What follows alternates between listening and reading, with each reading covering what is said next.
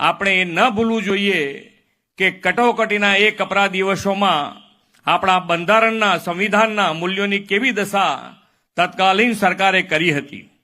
આપણે એવા મહાન રાષ્ટ્રના સૌ નાગરિકો છીએ કે ભારતીયતા આપણો ધર્મ છે અને બંધારણ આપણો ધર્મ ગ્રંથ।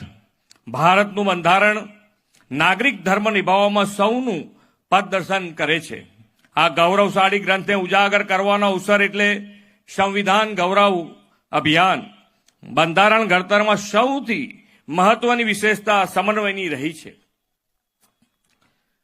બંધારણ સભા દ્વારા બંધારણના સ્વીકાર તથા નિર્માણમાં ડોક્ટર બાબા સાહેબ આંબેડકરના અમૂલ્ય યોગદાનની સાથે સરદાર વલ્લભભાઈ પટેલ, કનૈયાલાલ મુનશી, હંસાબેન મહેતા જેવા ગરવા ગુજરાતીઓ પણ આગવું યોગદાન આપ્યું છે।